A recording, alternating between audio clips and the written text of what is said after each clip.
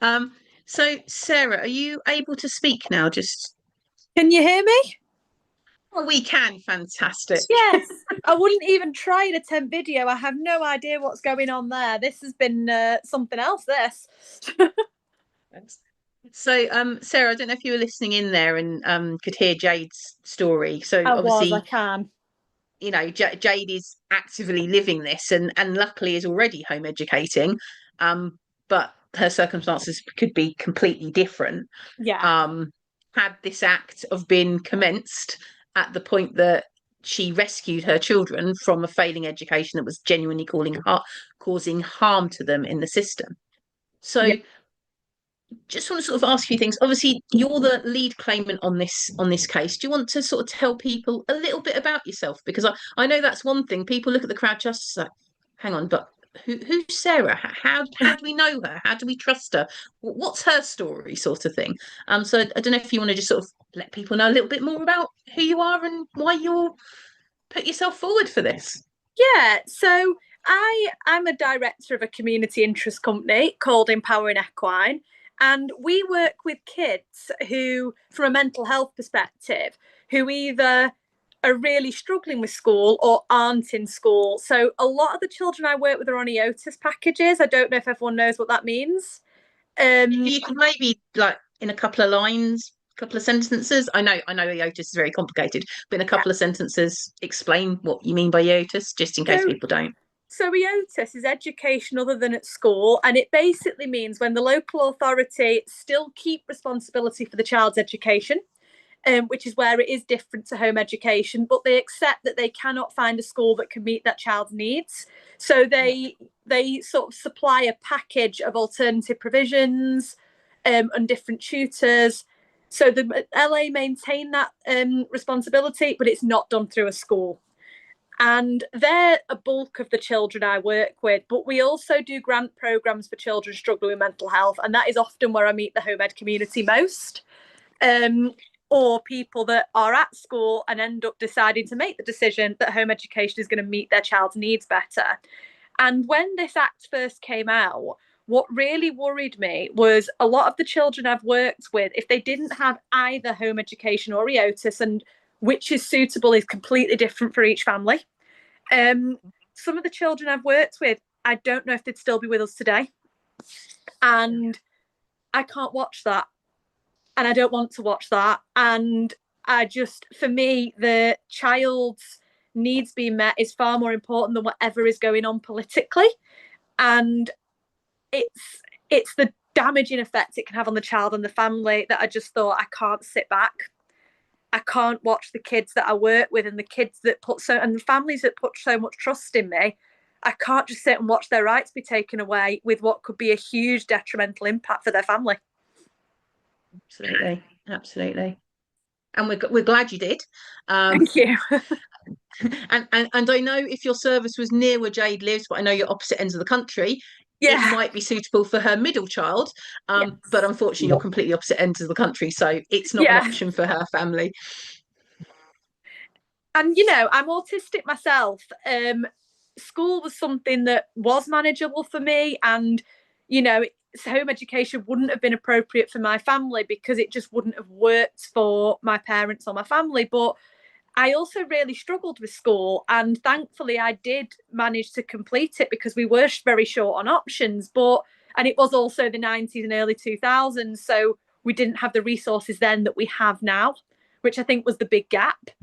But had I not managed, I was one of those children that was borderline at managing to get through school, not from a qualifications point of view, which is mainly why people thought I coped very well, but mainly from a mental health perspective and a bullying perspective. And I was one of those children that was really, really impacted by it and didn't have an opt out because home education existed, but most people didn't know about it back then. So it wasn't an option that we even had thought of. Had I lived in today's times, it might have been an option that we could have considered, but we didn't know it existed. But I was one of those children that, was really borderline about getting through school and making it out, but also one that probably wasn't noticed because I was academic. Yeah, yeah. And one thing that's coming through clear from most of the people we're talking to is potentially, and I'm using this phrase because a campaigner whose child is no longer with us, they'll be forever 17, actually put it on all their protest posters, is this bill will kill. Yes. And so from what you've said, EOTUS Home Ed has effectively ensured children can thrive who Yeah. wouldn't be able to cope in a school setting, which the government's direction, even with their latest EOTUS consultation, seems to be the government doesn't seem to understand why we need EOTUS. We need EOTUS for children where school is not a realistic option to keep them safe for their mental health perspective. Um, so that, and we're really glad you have put this forward.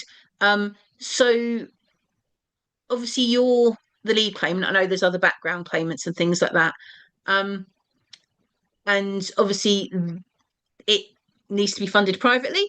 Yeah. It's not a legal aid option. And so am I right? I think Michael Charles said the reality is we need to be looking at 250,000 to be able to do this properly. Yeah. Um, And I but if haven't we got get the to excess to top 50,000, we that can up.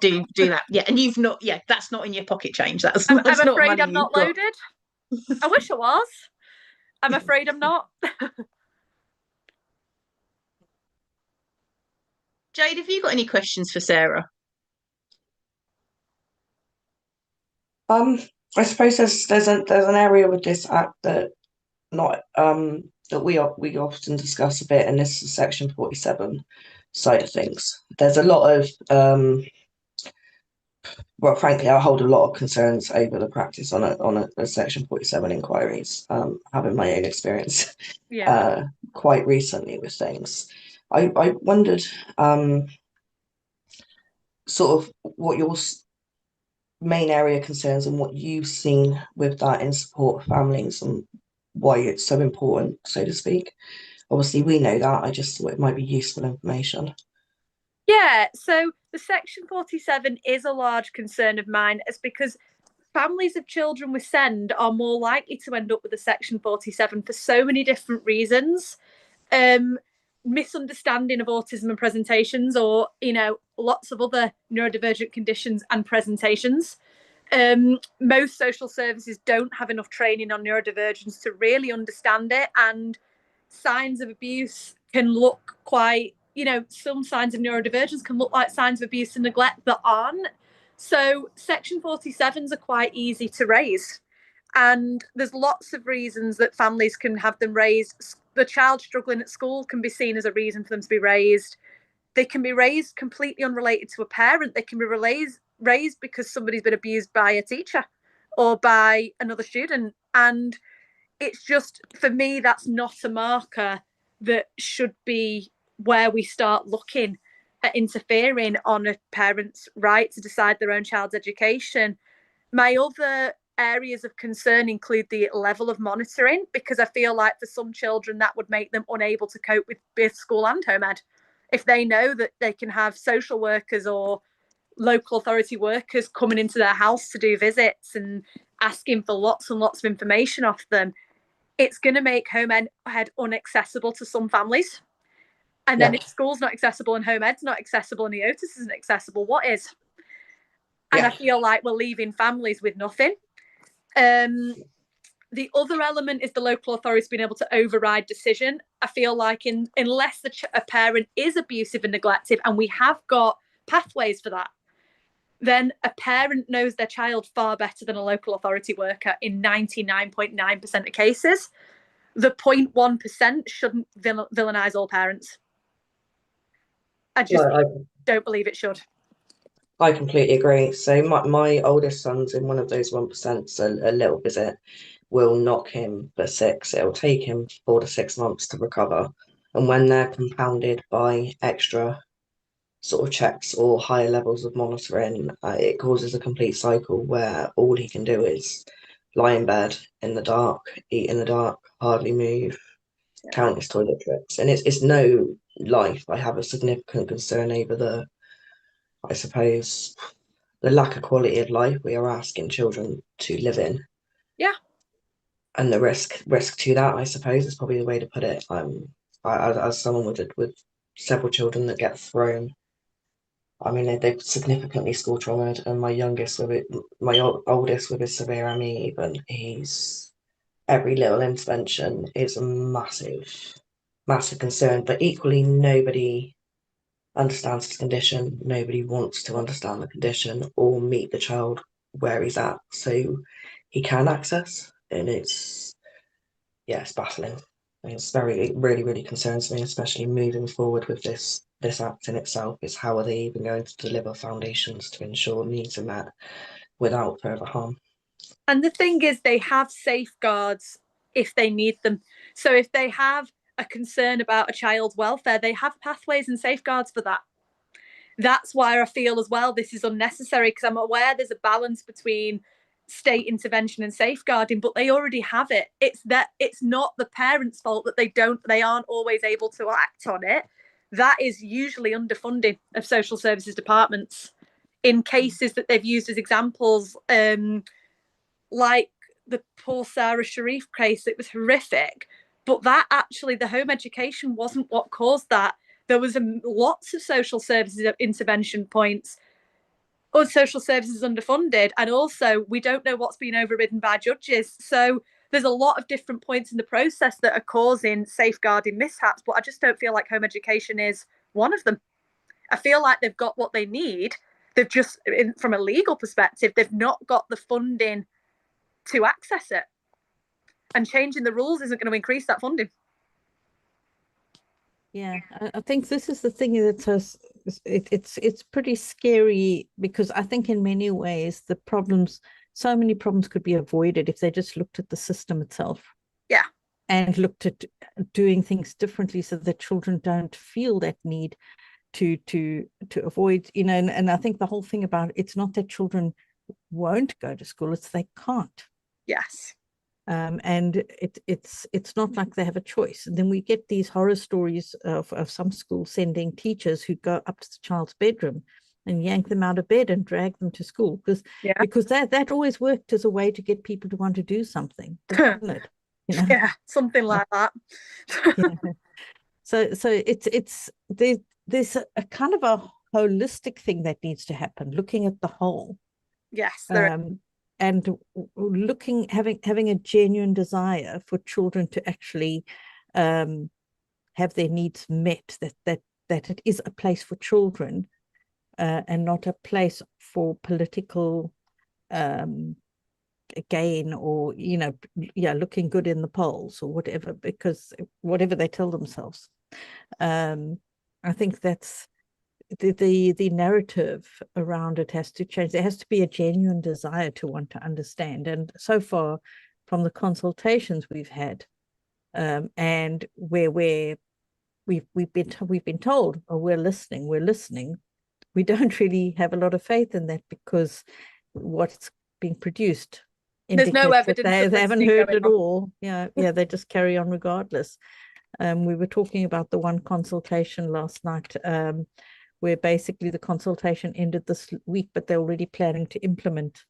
This was the information sharing. They already have a plan to implement it end of September. You're not going to tell me they're going to look at all the responses in that time and implement those by the end of September.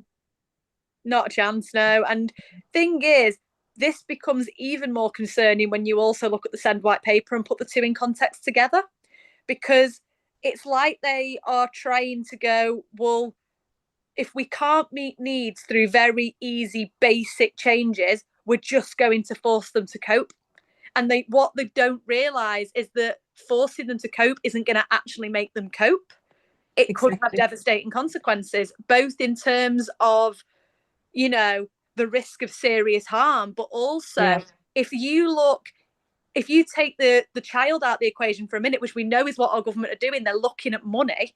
Do they really think it saves money further down the line when people need far, far more support because they haven't had it young? That's not going to save money, which I'm aware is probably their main priority over the child. But even from a government perspective, this isn't going to save money further down the line. This is going to increase what we've got to spend. I agree, because your long-term impact alone of children that are unable to go out to work because they've gone through burnout or whatever. Yep. So there's having to support children that did not succeed in school. Yeah. There's potentially children that will end up on the street on drugs or whatever. There's a lot of other things that could have a knock-on effect because children did not actually thrive. Prisons, mental health units. There's huge, and I've worked across a wide range. I've worked with home ed and EOTAS families, but I've also worked with children in the care system. I've also worked with youth at risk of offending. And so much of that is due to needs not being met, not always through the fault of schools. There's lots and lots of different ways because I work across a very wide range. But for a lot of those children, if that intervention could have been done earlier, this might not be where we're looking. And they're now going to increase the amount of children in that package, not decrease it. Yeah. I think it's short-sighted thinking, really, and political point scoring. And of course, there's breakfast clubs that'll fix everything up as well. Yeah. So, I think it's quite short-sighted. I've got 3 children with, as you know, Julia, I've got 3 children with very varying needs, and they are almost completely polar opposites to each other. And there is, even if I wanted to place them back on roll anywhere, which frankly I don't, home education is the path that works the best for them and allows them to thrive and be as well as they can be. Yeah. Within everything. But like my daughter's still coming out of burnout. My boys are still coming out of burnout. The development and the quality of life that they've sacrificed. And the reality is, when you look at it, there isn't actually anything there that could facilitate or support those needs anyway. Yeah. To have it kind of, I've had it barked to me for years, keep them in mainstream, keep them on roll, do this, that, and the other. And you listen to that, and the result for us is frankly, it's been pretty devastating for my kids. Well, parents are burnt out as well from just fighting the system the whole time. I ended up hospitalised several times. One with a suspected heart attack, the other one with a suspected stroke because of the stress. And I was still taking calls in there. The day I had a 4-hour surgery, 2 hours later, I was taking an EHCP call. Wow. The cost made me fear whether or not I would be around long enough to set my children up to live the rest of their life, if that made sense. Which is why I flipped to what I do now with the campaign and stuff, and why I do, I suppose, fight so hard, because the sacrifice is strong. Yeah, it's not fair. It is, and this is why we're encouraging people to donate, because this affects so many families. I just want to quickly share screen here, and I can tell you that we are now at 33,626. So that's already, I think, £50 that we've had in during the time of this call, but we'd like to see a lot more come in. So please continue to share. Ice cream van's going by. I don't know if you can hear it in the background. But so buy an ice cream, put it in, donate for this, because the ice cream's around the fiver nowadays. And I think if you think about it, because the coffees at Starbucks are like about £5 now, aren't they? So just forego one of those, or some of the snacks that you shouldn't have, and this is one way to assuage your guilt for cheeky snacks and takeaways. pay it into this, but we are hoping to have someone join us a bit later to share some ideas also on fundraising, and we will shortly also have Randall Hardy joining us as well. So he will be giving some of the information just about the political scenario over the past few decades, what we've seen happen. So Sarah, I mean, I say thank you for doing this, because it's a very necessary action and somebody needed to do it. And you're welcome, definitely. Yeah, and we're so appreciative for all the work Michael Charles has done as well, and we are hoping that he will pop in at some point as well for us to at least just ask a few questions and that kind of thing. And we will also have Jen Hodge joining us a bit later. So I'm just glad we've been able to actually get everything. You might not have noticed, but I did actually restart my laptop and without the live stream being affected. So there's something new that we've learned today. And this is how learning happens. Yeah, I would love to just see children happy. And I think there's really no reason for a child in a normal, healthy family to be unhappy. To be in an environment that can be controlled, that can be changed, for children to be unhappy in that environment. And you use your facility, don't you, Sarah, to facilitate learning with young people. Yes. And you are witnessing every day the benefit of children being in a different environment and how they thrive. Yeah, and we work in an environment that is child-led, child-centered, and it is a case of we've not got this set idea of this is what this child needs to do today. We walk in and we base that off the child, and we base that off the feedback we're getting off them, and people presume then that means you'll get nowhere, because if you're not used to seeing children have choice, you presume they're always going to make the wrong choice. Whereas actually, given choice, I mean, my specific bit is equine, so I am obviously in something that's quite interest led, in that most people are here because they want to work with horses or they just love horses. But some of the children that I've had through, and people have told me things like, oh, they don't have empathy, and I'm like, yeah, give me 5 minutes with the child and the horse, you'll see empathy, because they've not had empathy given to them, or maybe their way of showing empathy isn't a way that people are understanding. And by not having an agenda and letting the child have that choice over what they learn and how they learn, my God, do we get to see some amazing things that these kids can do. Yeah. And I think this is like, for me, it's been the beauty of just being able to watch my own children, how they learn, even when you seemingly are doing nothing. Yeah. That children can still, I won't say can still, children are naturally born with an ability to learn, an ability to be curious and be interested. And it's only really if that environment is seriously stifled that wouldn't happen naturally. Yeah. And even for children with quite severe disabilities, you can see them learn and grow when they are happy and cared for, and they feel secure. And I think this is where so many of the issues are, is we've got children who they might be in that building, but they've got such fear and anxiety that actually no learning is even occurring. Yet it's become so important that they be in that building. And sometimes as well, and this is where I think local authorities particularly can get quite confused, if you have a child that academically does well, but is mentally having to lose large parts of themselves to be able to do that, what local authorities and teachers see is they're doing well academically, they're not getting in trouble. Why on earth would you want to pull them? But what they don't see is what it's taking from that child to do so, when they could do that in an environment that works for them and have the best of both worlds. They can have academic achievements if that child is built that way, and they can have their mental health too, rather than having to sacrifice their mental health. And we see a lot of children that are sort of quite academically wired, but then reach university and hit burnout, or leave university and hit burnout, and are unable to do the career they've worked so hard for, because they've had to hit burnout to get there, because they can do well academically, but they've got to sacrifice too much of themselves to do it. And this is what they see a short-term outcome of brilliant. You've got a child with a grade. So even those children that people automatically think you should keep in school, it doesn't necessarily mean it's going to be the best thing for them long term. Yeah, it's all in the interest of meeting arbitrary standards. Yeah, in arbitrary subjects too. So that aren't necessarily going to be helpful for the child in future life.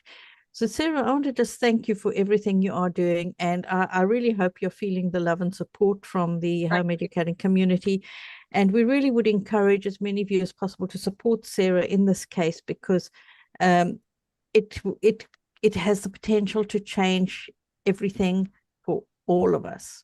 It's not just about her, it's about a much wider thing, because whatever happens with this judicial review could have far-reaching implications for many, many people. So please do try and donate, or encourage others to donate, or hold fundraising events such as a bake sale. And actually, you know, with all the heat, car wash. Run a car wash. That will get the kids nice and cooled down while they wash cars and raise money to go into this fund. There's so many things, you know. Let's encourage our children to also participate and be part of this whole process, because that's also a learning experience for them. So anyway, right Maybe now, an ice bucket challenge style thing in this weather. well, you might get your council coming down on you with water restrictions. So at least if car washing Yeah, is at least serving a good purpose. But you know, we can, let's get creative. Let's get creative and think of how, because I think that the crowdfunder allows like a minimum £5 donation. So as long as you can get a few people and you can raise £5 or £10 or £15, it's all going to add up. And we would love to see this fund grow and grow and grow. But you also need to share it on your networks, because we find the algorithms these days are not very friendly to this kind of thing. So we need to make sure word gets out there in all our networks, all our groups as well. So Sarah, I'm just going to say thank you for joining us. You're welcome to hang around and join in the chats and so on. But also if you need to leave quietly, that's also absolutely fine. Before I'm going to welcome. I do leave, I just point out one thing that might help with from a fundraising perspective. Yes. There is a huge link between this and the Send White Paper, because the Send White Paper is also removing rights, whilst the home education option is being removed too, or reduced too. Yes. So I do wonder if there was a way of getting that message across to the wider SEND community of, just because home education isn't what's suiting your family, don't presume there's no links between this and your child's SEND rights in the future. Because I almost wonder if this is a little bit of a test as well of how much of a reaction they get from taking rights. I think it generally is. And the other point to remember is also that, like with alternative provisions such as yours, you know, they're going to be wanting you guys to send information. Yes. To share information about people who've done nothing wrong. Yeah. And that puts a burden on you. And you know, you may not want to share that information, but you may not have a choice. And it reduces trust between families and providers. Exactly. And I think that this is a point that hasn't been made enough of, is that I'm sure you don't feel comfortable with sharing private information about people. So, you know, this has to be, people aren't aware of that duty that is in the Act. So you do need to be aware of it. And a lot of people who are making use of alternative provisions need to be aware of that. So, you know, obviously if the child is still linked to a school, you know, that is different. But if you're home educating and you're going to be using any settings, you need to be aware that this could be something in the Act where your information is shared by law. It's remembering that they already have safeguards. So, for example, as a provider, if there is a genuine safeguarding concern, I would still have to raise that. And of course would if I saw genuine safeguarding concerns. So there's already this structure in place for genuine safeguarding. Yes, you have to have a safeguarding policy and all of that. Yes. So they don't need it to the level they're trying to get it for safeguarding, because we already have it. Yeah. And the issue is that there are so many children, they already know about that they're failing. So this is why we protest this, really. So thank you so much, Sarah, for joining us, and thank you for your campaign. We are also hoping we can clip this, you know, cut up this video as well, so we'll have little clips that can be shared as well for people to find out more.